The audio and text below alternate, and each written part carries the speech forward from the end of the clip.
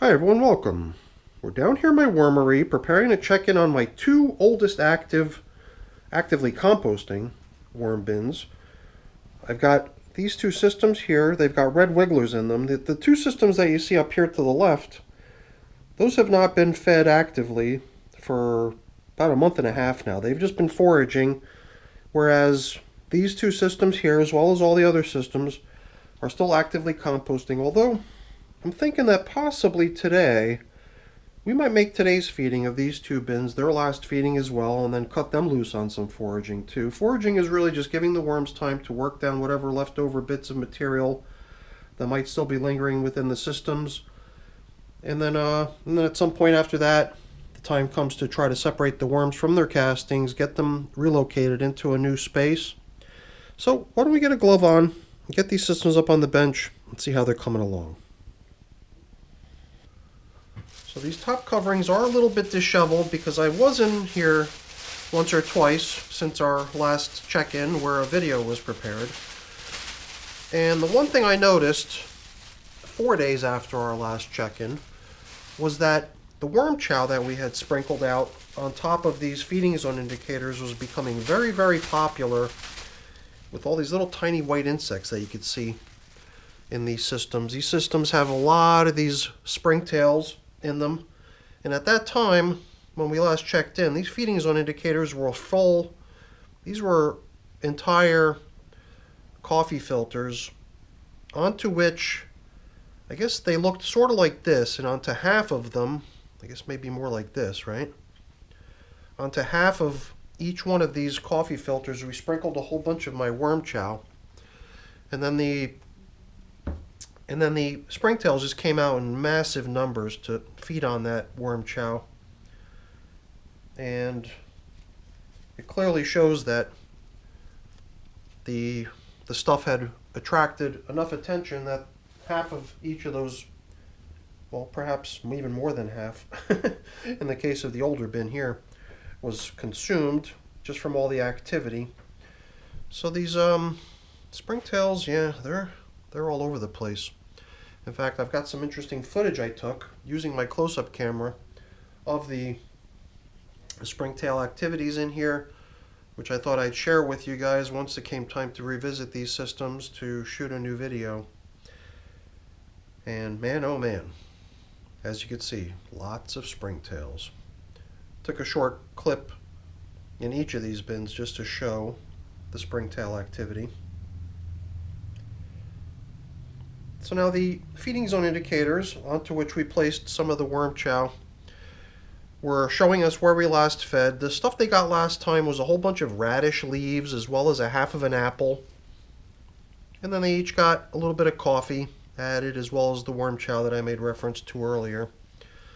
So I'm curious to see how the feeding from last time is holding out. This to me appears like a little bit of the apple. I mean, just the skin, it's pretty much see-through material at this point. I had a half of a apple in each of these bins, a frozen apple that I cut in half and put half into each of these systems. Apple has been pretty popular in my systems. It seems like every time I put apple in lately, the worms just seem to go berserk for it and gobble it right up, whereas in the past, I've often found apple to be a very slow composting food item in the worm bins. And then I guess as we start working our way through here for example is the outer husk of a mango seed, pretty much loaded with worm castings, as well as a whole lot of springtails. So I think what we've been doing each time was trying to track down little residual pieces of the seed that was inside that husk and return it to the inside of the husk to keep it all together. So I'm pretty sure that the stuff that just came out of there was little leftover bits of the actual seed. This ain't that. Whatever this is, I don't know. But, you know, the seed itself might be a pretty fast composting item, although not really. I mean, that mango seed would have been placed in here months ago at this point. And it's still got a ways to go to be broken down. Something like that is more likely to just accompany the worms into their new home at some point in the near future. And I've been thinking that the way to get the worms to exit their finished castings might be the migration method, which is to really just feed on one end of the bin, encouraging the worms to abandon their finished castings and get them to come together over in the feeding area on one or the other edge of the bin. So even though we've been feeding down the middle in this system, I'm thinking that today's feeding might not necessarily be the beginning of migration of the worms, but rather just a feeding that's placed over onto one of the edges of the bin to at least get the worms moving over in that general direction. And then at some point we could maybe nudge the contents of the bin over, creating an opening probably on that edge of the bin where the worms are already beginning to gather because of the feeding being over there, and then initiate a horizontal migration by setting up a horizontal migration feeding zone. So this is almost like a precursor to migration by feeding in a way that already starts to get the worms to start moving over onto the feeding that's been placed into the edge of the bin. Now over here in the older system, we probably have another mango seed husk, but there's also a cork in here as well as a pumpkin stem. So we normally just position all those slow composting and novelty items down into the feeding area so that it's easy to bump into them each time. And here again, I'm thinking this might still be just some leftover bits of the actual mango seed. No, here it is, the cork, which I think I was a little bit rough with last time. I might have chipped off a piece of it. And on a few occasions in the past, I've chipped off pieces of it. But it's always been unintentional. My preference typically is to just leave the cork so that we can just really observe its breakdown process naturally. And that process has been undergoing years and years of activity. So that cork has moved from one bin to another, and it's probably got a long way to go still. Because, cork, I suppose, is a pretty tough material, and it holds up good against the ravages of the worms and the other bin critters. Okay, I was definitely able to feel something tough inside that little mound. I don't know what that was, so, oh, here we go.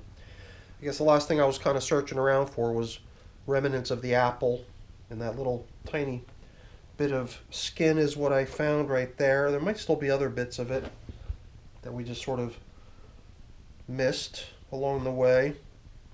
But they certainly did a number on that apple, and they certainly did a number on those feeding zone indicators. We've got replacement feeding zone indicators, replacement coffee filters basically, and look at those big juicy cucumbers.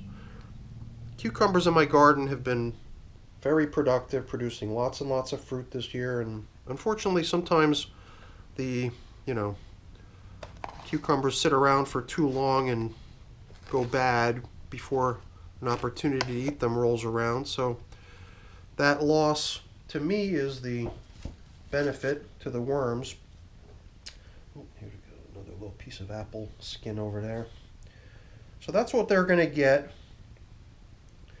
And it's interesting, just trying to put things into context. I was looking at the point in time when we had initiated the foraging in those other systems, and it seemed like at that time there was a lot more residual material floating around in those systems, leading me to think that there's going to be a little bit of time required for the worms to nip off the residual bits of leftover bedding and food that still remained within the castings. But in these systems, it just seems like there's very little of that stuff. I mean, here and there I hit a pretty tough piece of something. I don't even know what this is.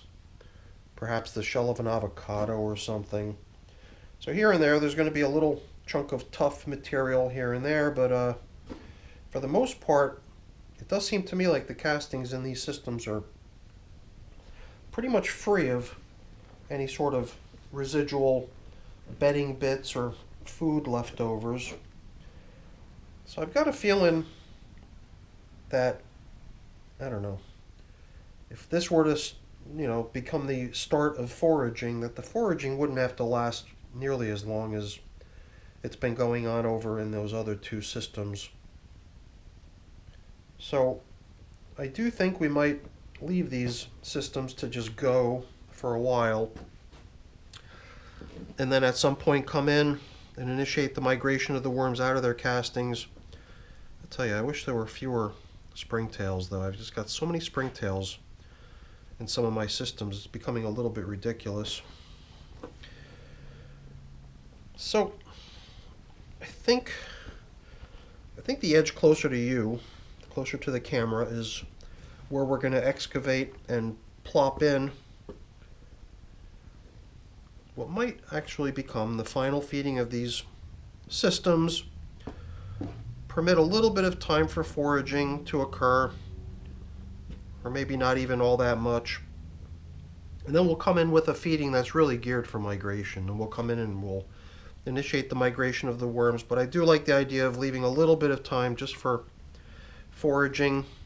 So let's excavate that edge closer to you guys, closer to the camera, where we can set up this final feeding for these little guys. And then we'll just treat that as, not only the final feeding, but also just the initiation of foraging in these systems. And I think that we're also probably going to swap out those plastic covers. I think we're going to put paper-based covers on here, because I guess one of the other things that can occur during this foraging period is a little bit of drying of the material. Because even though it's all kind of crumbly, there are spots in it where it feels like it could still clump pretty readily. I mean, it's not muddy and nasty, and even the stuff that does feel like it's got the tendency to clump does seem to break apart pretty readily. But it does feel like a little bit of drying wouldn't harm this material, so that even more of it can crumble loosely. Ideally, all of it would crumble loosely in my book. So I think this looks pretty good over on this edge of this system.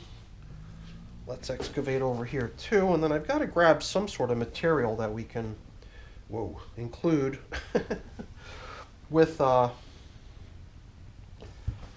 this feeding, because there's hardly any bedding left in these systems. And since these last feedings are going to sort of transform into horizontal migrations, we'll at least have those residual leftover bits of bedding over near the migration zone and away from the majority of the finished castings. So let me go round up some materials that we could use for this, and then we're going to get these bins fed.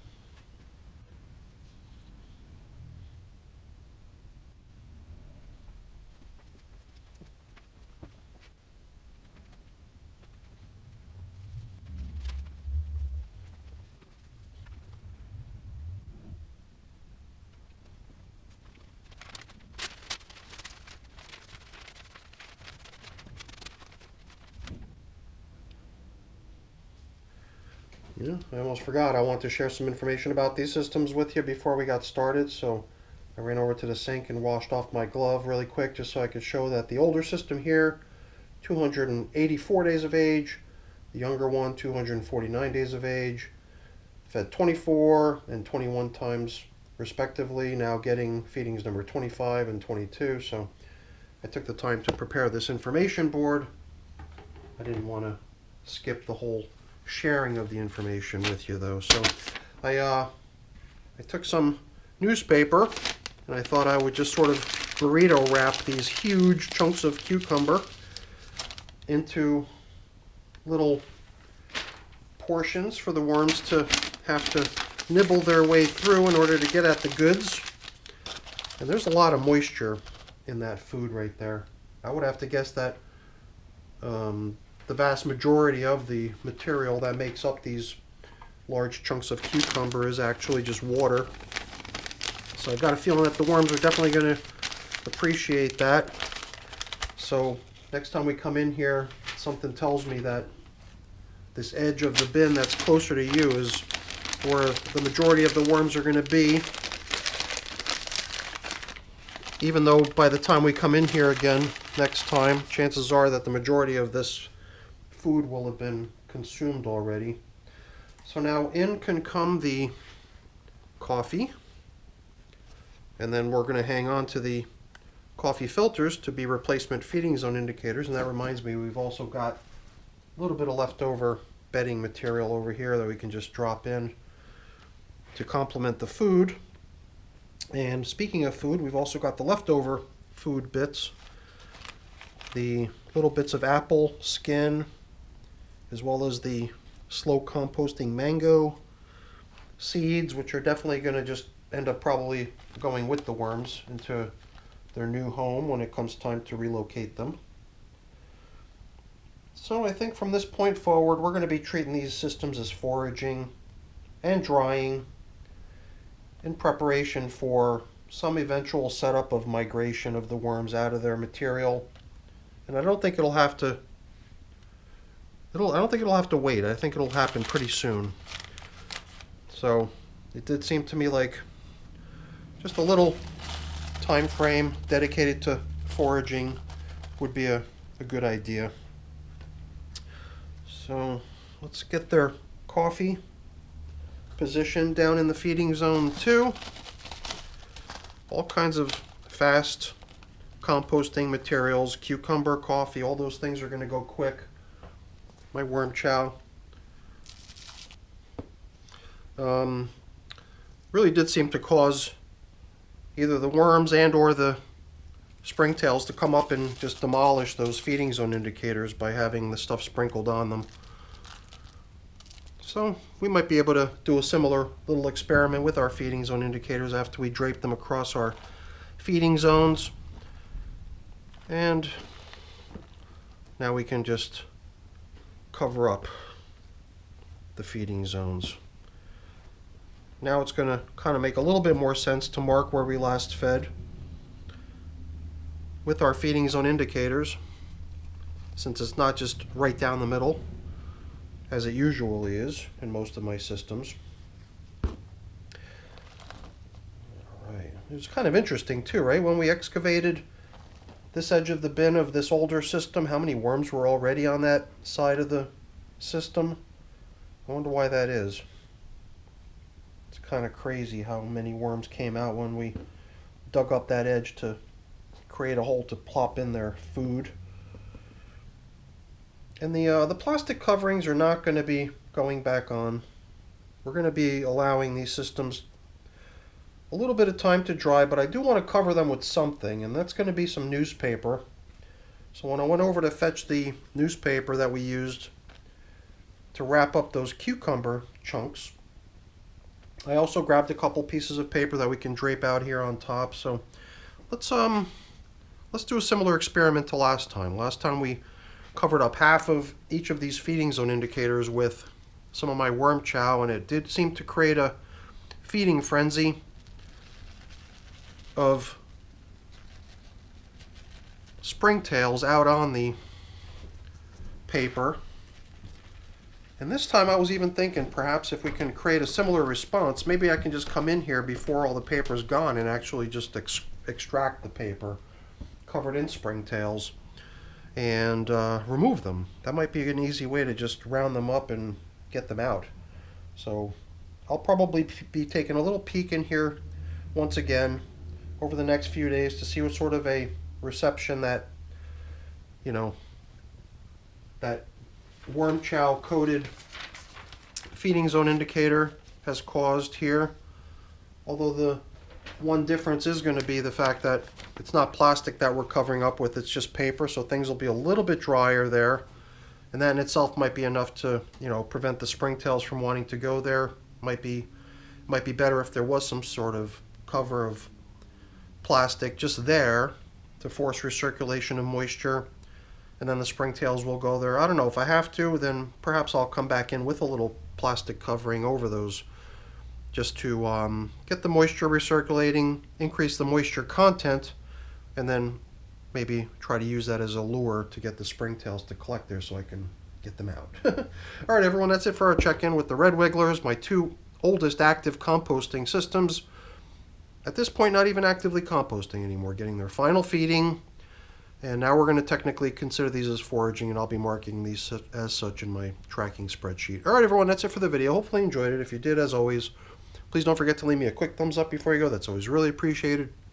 And if you haven't done so already, please also consider subscribing to the channel. That's very much appreciated as well. All right, everyone, have a great day. Thanks for watching. Bye now.